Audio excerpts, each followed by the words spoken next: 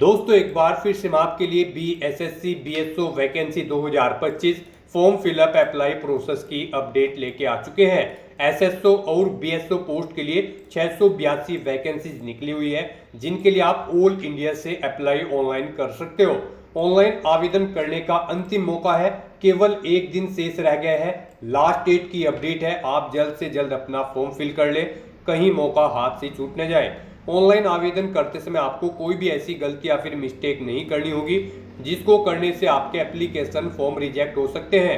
आवेदन करते समय आपको कुछ महत्वपूर्ण बातों का भी ध्यान रखना होगा, तभी आपके सक्सेसफुली फॉर्म सबमिट किए जाएंगे।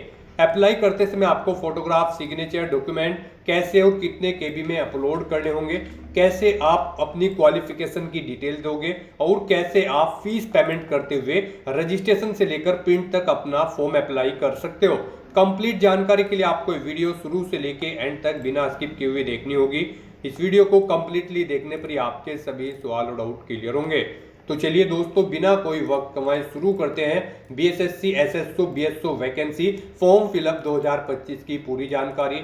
फॉर्म भरने से पहले आपको हमारी वेबसाइट आईएनडी सरकारी नौकरी के इस पेज पर विजिट करना होगा, जिसका लिंक आपको नीचे description plus first comment box में मिल जाएगा। और हमारे इस पेज पर विजिट करके आप यहां से बीएसएससी एसएसओ बीएसओ वैकेंसी का फॉर्म अप्लाई कर सकते हो। बिहार स्टाफ सिलेक्शन कमीशन की ओर से सब स्टैटिस्टिकल ऑफिसर या ब्लॉक स्टैटिस्टिकल ऑफिसर पोस्ट के लिए 682 वैकेंसी निकाली गई है। यहाँ पर आवेदन करने का अंतिम मौका है, केवल एक दिन शेष रह गया है। आप जल्द से जल्द फॉर्म अप्लाई कर ले। लास्ट डेट अप्लाई करने की 19 अप्रैल 2025 है।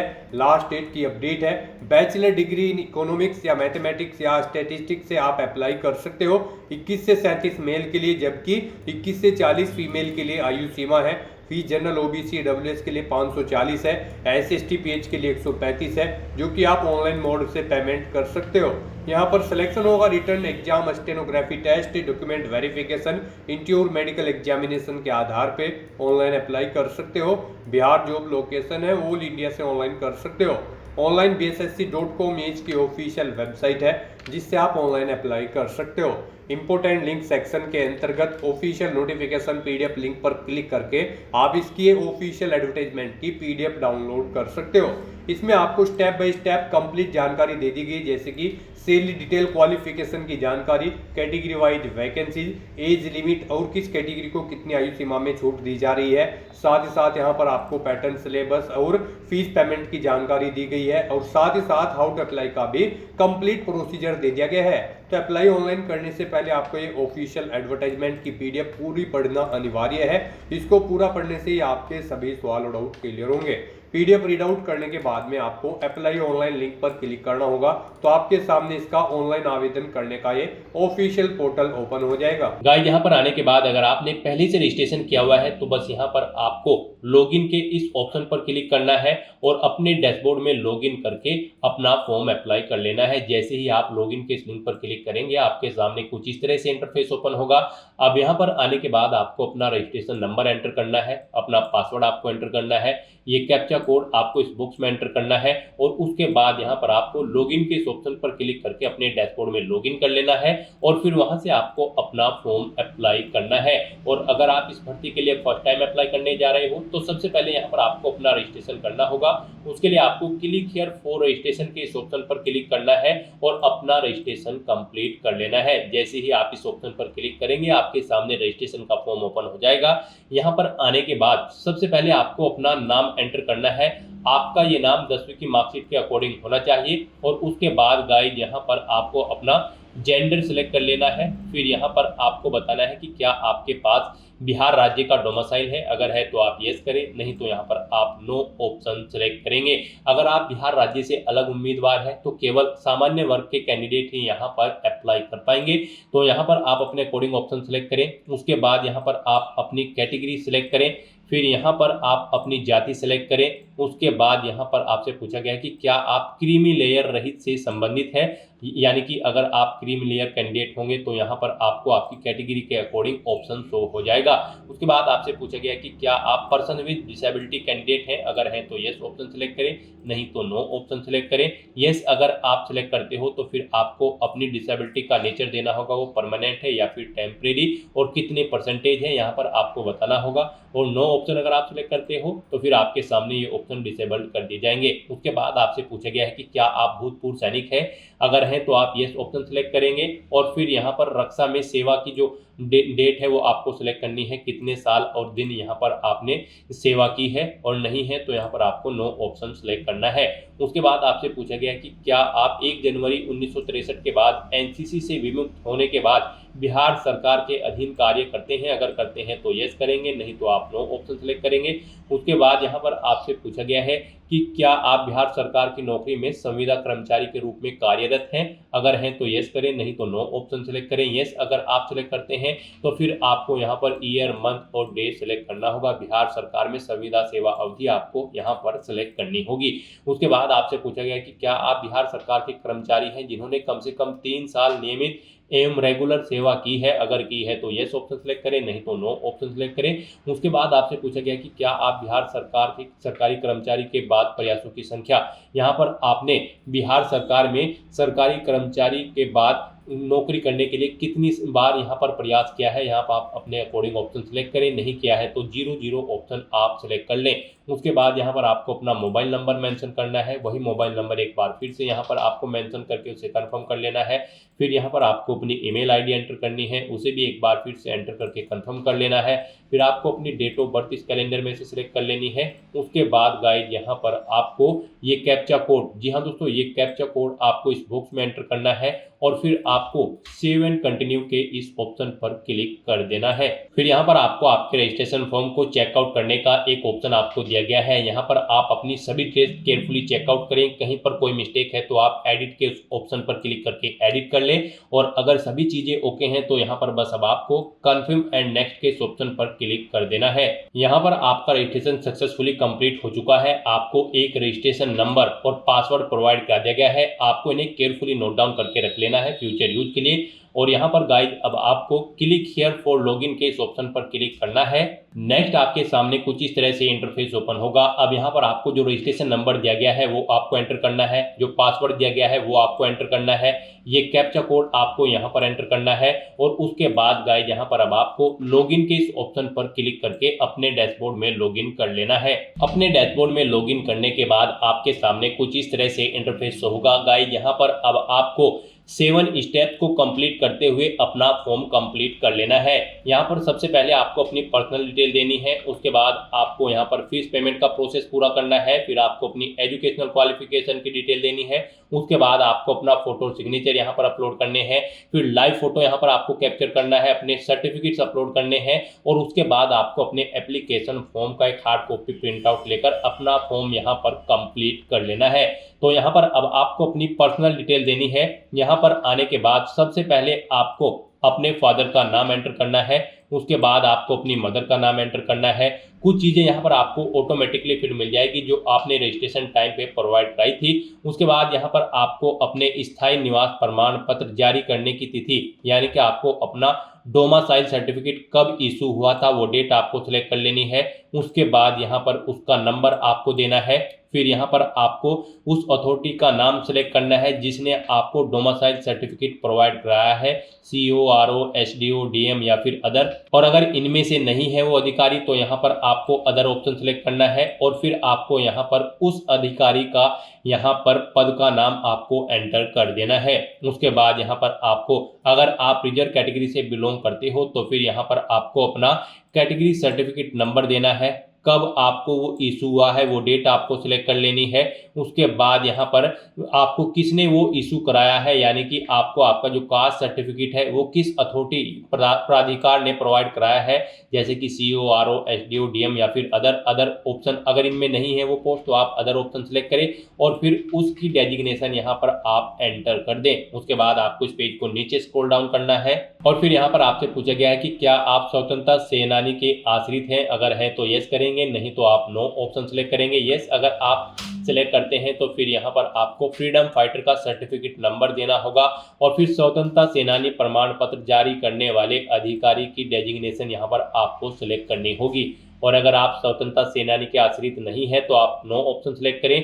उसके बाद यहाँ पर आप अपनी नेशनैलिटी सिलेक्ट करें। उसके बाद आपसे पूछा गया कि क्या आपके पास आधार कार्ड है, अगर है तो आप येस ऑप्शन सेलेक्ट करें और आधार कार्ड का नंबर आप अपने यहाँ पर एंटर कर दें, नहीं है तो आप नो ऑप्शन सेलेक्ट करें और फिर यहाँ पर आप अपना कोई आईडी प्रूफ, पहचान प्रमाण पत्र सेलेक्ट करें, voter ID, driving licence, PAN card या फिर पासपोर्ट, और उसका नंबर यहाँ पर आप एंटर कर दें। उसके बाद आपकी बॉडी पर कहीं कोई कट या तिल का निशान है तो उस पैलेस का नाम यहाँ पर आप एंटर करें, नहीं है तो आप नो मार्क यहाँ पर एंटर कर दें।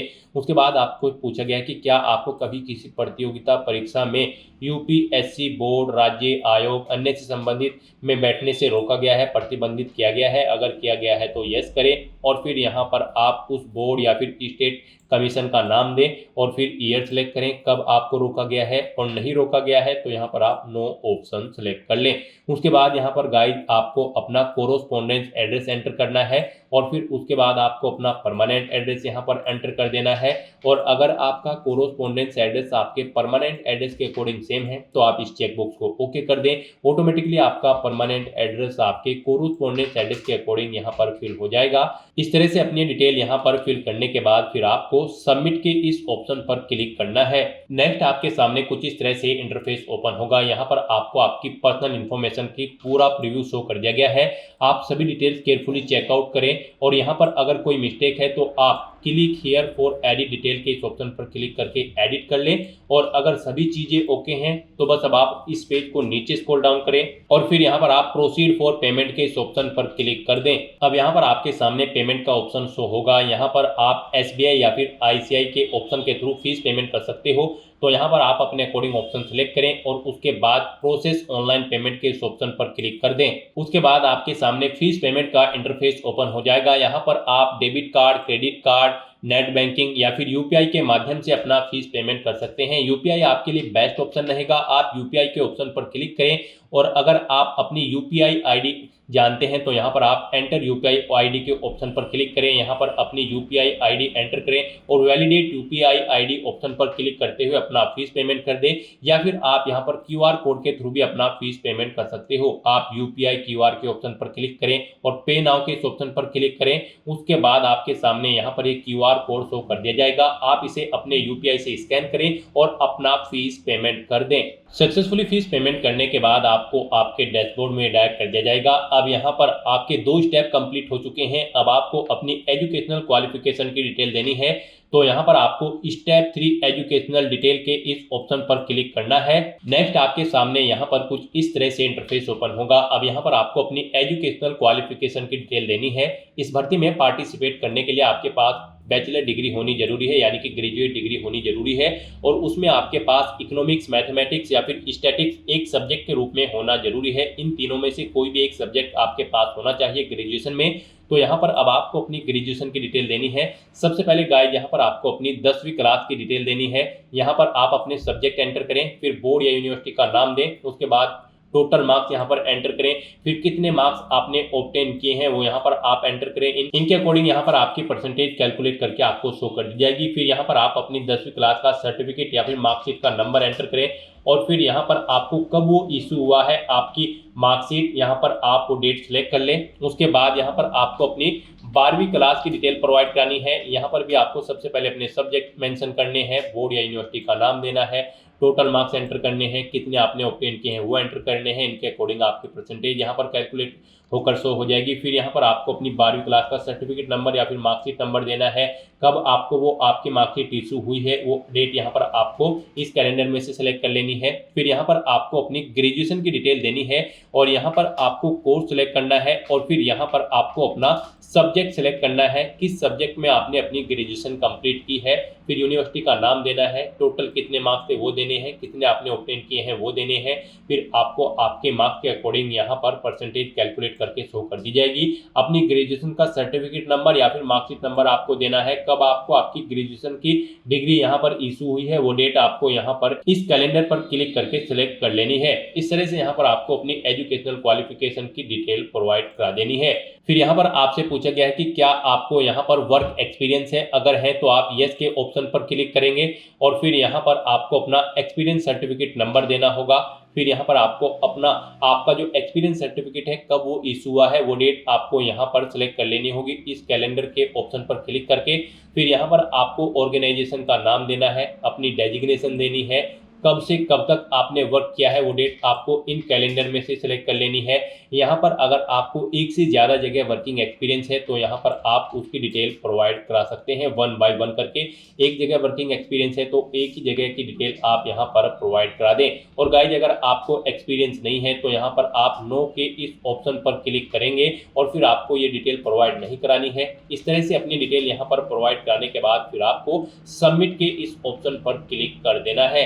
नेक्स्ट यहाँ पर आपको अपना फोटो और सिग्नेचर अपलोड करने हैं। आपका फोटो यहाँ पर 20 KB से 50 KB के बीच में होना चाहिए और वो JPG फॉर्मेट में होना चाहिए। डायमेंशन उसकी 200 पिक्सल इंटू 230 पिक्सल होनी चाहिए। तो यहाँ पर आपको ब्राउज के इस ऑप्शन पर क्लिक करना है और अपना फोटो सेलेक्ट करके उसे यहाँ पर अपलोड कर देना है। उसके बाद गाइज यहाँ पर आपको अपने सिग्नेचर अपलोड करने हैं। सिग्नेचर यहाँ पर आपको हिंदी और इंग्लिश में अपलोड करने हैं। सिग्नेचर आपके 10 से 20 KB के बीच में होने चाहिए और यहाँ पर इनकी जो विड्थ होगी वो 200 पिक्सल और जो हाइट होगी वो 60 पिक्सल होनी चाहिए। तो यहाँ पर भी आपको ब्राउज के इन ऑप्शन पर क्लिक करना है और अपने सिग्नेचर को हिंदी और इंग्लिश में यहाँ पर आपको अपलोड कर देना है और उसके बाद आपको सबमिट के इस ऑप्शन पर क्लिक कर देना है। नेक्स्ट यहाँ पर आपको अपना लाइव फोटो कैप्चर करना है। उसके लिए यहाँ पर आपको टेक फोटो के इस ऑप्शन पर क्लिक करना है और अपने वेब कैमरा फिर या मोबाइल फोन से अपना लाइव फोटो यहाँ पर कैप्चर कर लेना है।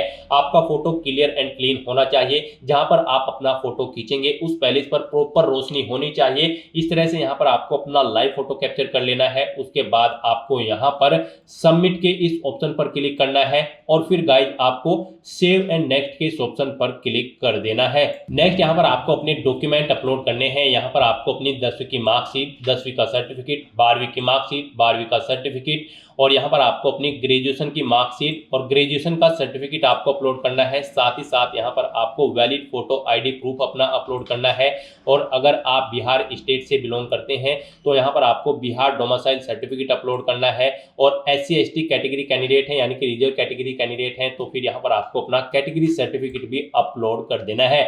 यहाँ पर आपकी ये डॉक्यूमेंट 50 KB से 1 MB के बीच में होने चाहिए और यहाँ पर ये PDF फॉर्मेट में होने चाहिए। तो आपको ब्राउज के ऑप्शन पर क्लिक करना है और वन बाय वन करके अपने इन सभी डॉक्यूमेंट को यहाँ पर अपलोड कर देना है। और उसके बाद गाइज यहाँ पर आपको सबमिट के इस ऑप्शन पर क्लिक कर देना है। सबमिट के इस ऑप्शन पर क्लिक करते ही आपका एप्लीकेशन फॉर्म सक्सेसफुली सबमिट हो जाएगा। उसके बाद आपको एप्लीकेशन स्लिप के इस ऑप्शन पर क्लिक करके अपने एप्लीकेशन फॉर्म का एक हार्ड कॉपी प्रिंट आउट ले लेना है फ्यूचर यूज के लिए, फ्यूचर रेफरेंस के लिए। तो दोस्तों ऐसे आप बिहार स्टाफ सिलेक्शन कमीशन सब स्टैटिकल ऑफिसर और ब्लॉक स्टैटिकल ऑफिसर के 682 खाली पदों के लिए अपना फॉर्म अप्लाई कर सकते हो बिना कोई मिस्टेक किए हुए। आज की इस वीडियो में बस इतना ही। आई होप ये वीडियो आपको पसंद आई होगी। अगर पसंद आई हो तो इसे लाइक और शेयर करें। चैनल पर नए हो तो इसे सब्सक्राइब कर लें। Thanks for watching.